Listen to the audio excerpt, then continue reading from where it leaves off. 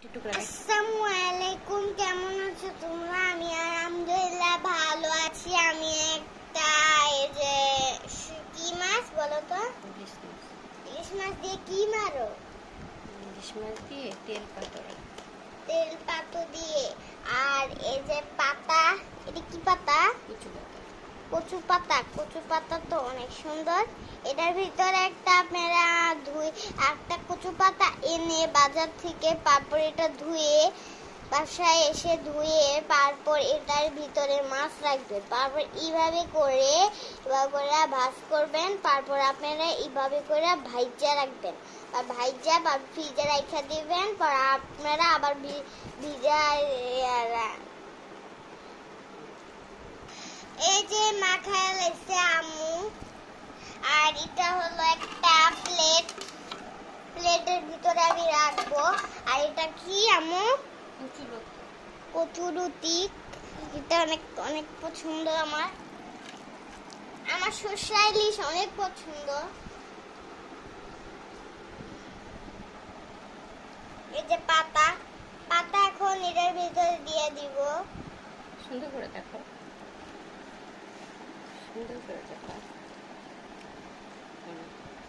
এভাবে দিতে হবে। হ্যাঁ, এত পেঁয়াজ দাও কেন? হ্যাঁ, এটা সিস্টেম এরকম। তারপর মাছটা বসায় দিতে হবে। দেখো, এই যে আগে মাছটা রাখতে দিতে হবে, মাছটাকে ঢেকে দিতে হবে। তারপর বটানাটা দেখাও, উঠাও।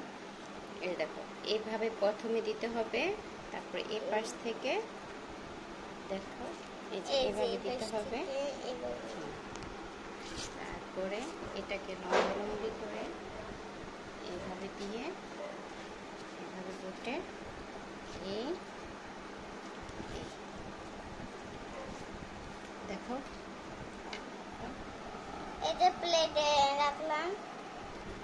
তো এইভাবে একে একে সবগুলো বানিয়ে নিব। এভাবে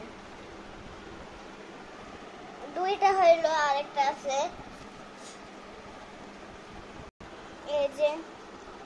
এই যে মোটামুটি হয়ে গেল। আরেকটা তিনটা হয়ে গেছে, এখন তিনটা। এই যে এটা হয়েছে। এই যে এখন প্লেটে দিয়ে দিব। এখন প্লেটে দাও আম্মু। এই যে প্লেটে দিয়ে দিছে।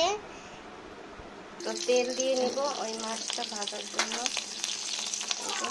তেল দিয়ে দিলাম কড়াইতে।